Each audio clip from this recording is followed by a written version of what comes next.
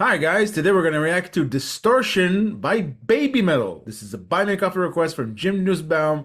Thank you, Jim, for this request and for your support. Much appreciated. Thank you, Jim, for another BABYMETAL request. It's good to be back with BABYMETAL. This is a bit older, which we like, so let's check it out.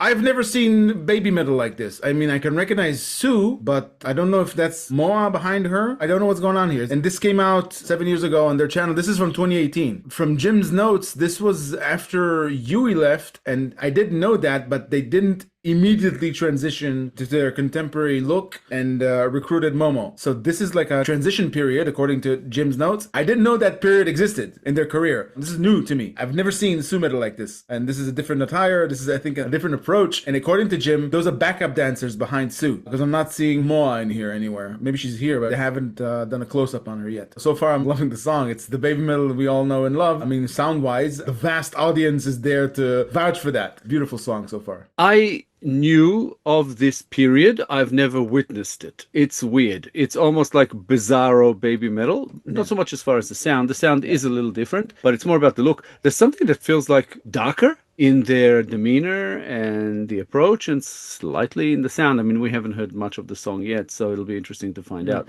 For now, I'm kind of a bit lost. I'm loving it, but it caught me by surprise.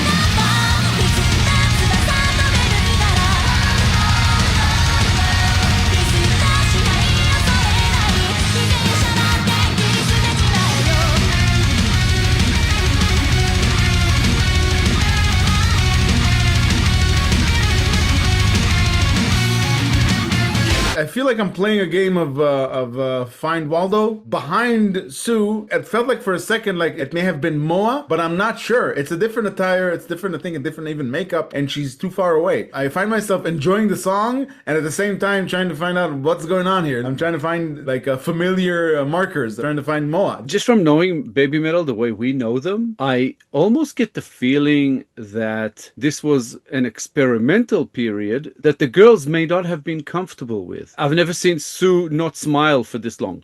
Yeah. And she kind of almost looks, I don't know if to say unhappy, but unnatural to us because of what we're used to. So yeah, the music sounds great. It sounds like BABYMETAL. It's a bit of an ass kicker, really. But something about the whole construction of the whole thing is a bit jarring for me. Like you said, having trouble even finding Moa, for sure. Because again, the makeup, even on Sue, looks completely different. She looks like, I don't know, from ancient Egypt. I don't know what the look was supposed to go for, but it's very different from all the other looks that we have seen. So yeah, a strange one. I think going into the song, not knowing it's BABYMETAL, I would have thought immediately, this is like BABYMETAL, and only Sue Metal's texture, the texture of her voice, and the occasional close-ups on her face would let me know it's BABYMETAL. I would gather that it's BABYMETAL a minute into the song. It wouldn't happen immediately. I'm even going to go as far as saying that even the texture of her voice is slightly different. It's different, but it's something to hold on to. Maybe I'm biased because I know it's BABYMETAL, but something to hold on to when you try to compare it. Hey, but wait a minute, that voice sounds familiar, and that's how I would gather that it's BABYMETAL. I mean, going in not knowing. She sings a bit lower and a bit deeper here, and it's intentional, obviously, but it just sounds different. It's like a manufactured matureness. After that, she sounded not that low.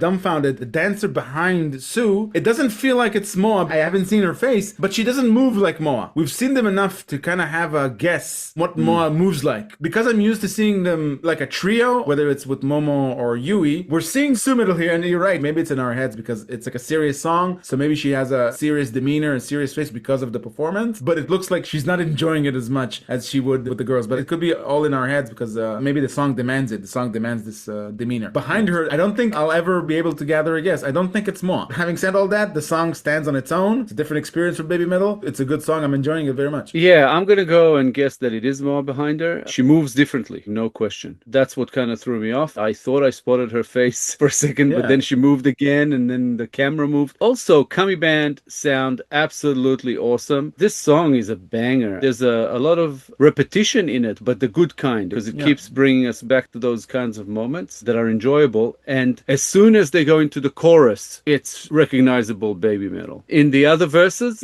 that's where Sue's voice is a bit deeper, and the look, the voice, the everything, I'm sure it's intentional. But for us, it's just a bit of like a weird. But I like it. I like it. Yeah, I do too. I think you might be right about it. Could be Moa because structurally speaking, when they're a trio, then you have Sue Middle in the middle and you have the both girls on either side. But when it's just the two of them, because Yui's not here, so when they're a duo, Moa can't stand just beside Sue Middle as backing vocal. They have to have like a symmetrical structure of the whole presentation, the whole choreography. So it's Sue Middle singing main vocals and Moa right behind her, and two other backing dancers on either side of where Moa is standing. That's the, if you look at it from a geometric point of view for the choreography. So it could easily be Moa behind her, although as of yet I haven't recognized her face, and she does move different.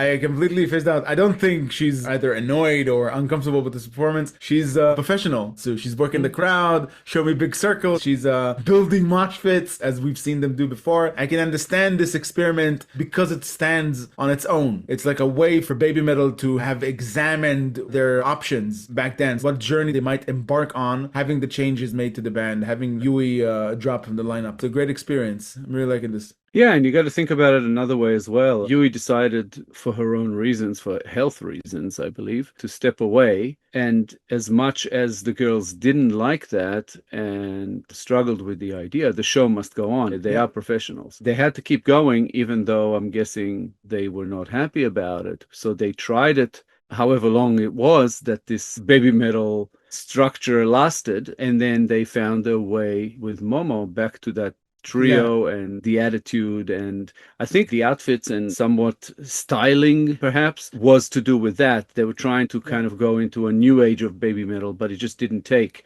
because BABYMETAL are BABYMETAL. They need to be the beacon of light that they are. The song's still there, but it's a bit odd to see it like this. In a way, it's kind of sad because it makes you think about Yui and how she had to leave the band, but at the same time you kind of think, but wait a little and we're going to get the BABYMETAL that we have today. So it's bittersweet. I like BABYMETAL with Momo better than this experience because it feels like out of left field to me. Speaking of out of left field, the correlation I have in my head of what Momo did when she entered the lineup is like this old scene that keeps popping into my head when I think about somebody righting a wrong. Is in 1978's Superman, there's a scene there where he grabs a railroad track and he straightens it so the train can pass. In my mind, it feels like that's what Momo did for BABYMETAL to get them back on the right track. Again, it's a personal taste. Not saying anything bad about this song, just prefer the BABYMETAL we know and love in contemporary times now. So Momo is Superman, and let me just kind of tinker a bit with what you said. It's not really the song, it's the performance you're talking about. Yeah, the performance itself,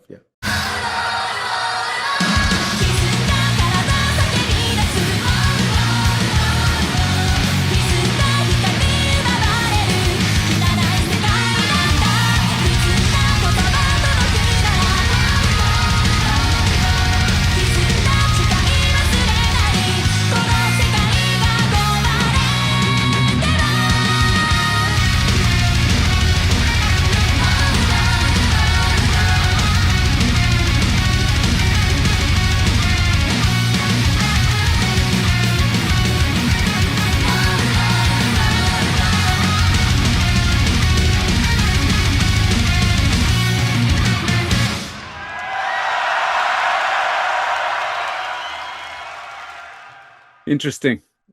I'm walking out of this reaction not knowing if it was Moa up there. It's difficult to tell, and yeah, I'm not sure either. Like I said, there's something about this performance that is very, I guess, jarring for us Yeah. because we haven't seen that before. But at the same time, the song, if you just kind of look at just the audio, let's call it, Yeah. fantastic. A great song. I like it. It's a banger. Even though the subject matter sounds dark, it definitely has an uplifting aspect to it because I think in some ways it even describes the period that they were going through. I thought it was really, really cool. Kami Band, we haven't mentioned them enough lately, but Kami Band just sounded fantastic. Yeah. They are just top notch. Yeah. We've known them through Baby Metal, but they stand on their own. The subject matter, in essence, feels like it's talking about perseverance, and it's correlating the pain, in my mind at least, by the way that the lyrics are described. There are a lot of repetitive lyrics there that try to describe a form of pain that feels like an electrical surge that courses through your body and distorts the way things should be. The pain distorts. It's like criticism towards a world that developed crookedly. Through this observation, they're like prompting themselves to persevere, to pull through, to not give up. That's what the song feels like. That's the empowering part of the song.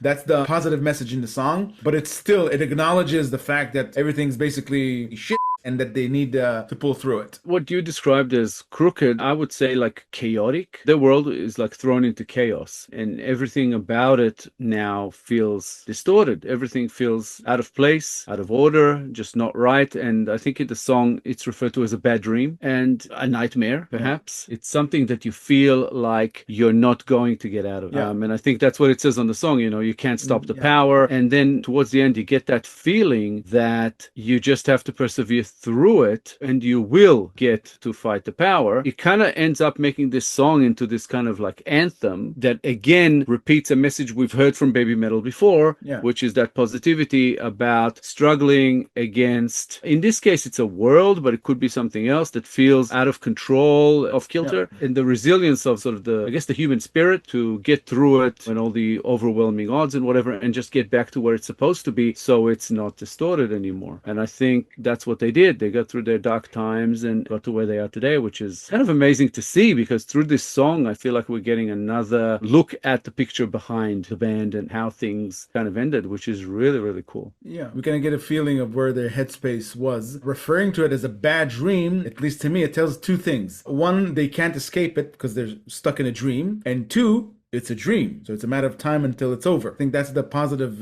message. They know things are tough now, but they won't last forever. At some point, they'll persevere. They'll work their way through it. Yeah, you're right. Because like in a nightmare, you feel the fear and the anxiety because it feels real. But if you persevere through it, you can get to the other side in a way, wake up, whatever. It feels like we got to see the before Baby Metal with Yui, the after Baby Metal with Momo, but we never got to see this. And it's kind of cool that we get to witness it. So we appreciate the opportunity to see this part and actually get to know the band a bit better. So thank you, Jim, for this request. It's a very kind of jarring, like I said before, an interesting one that kind of took us out of it as well, but it's a great song. And thank you so much for putting it in front of us that we get to witness it. So thanks a lot for all your support. Absolutely amazing. Thanks, Jim, for requesting this song. We enjoyed reacting to this transition phase of Baby Metals very much. It's a different experience, and we appreciate having the opportunity to react to it. More requests like this will be awesome, and thank you for your support. If you enjoyed this episode, guys, please be sure to like, subscribe, comment, and click the little bell icon so you get notified on all our future videos. Thank you all for sticking with us.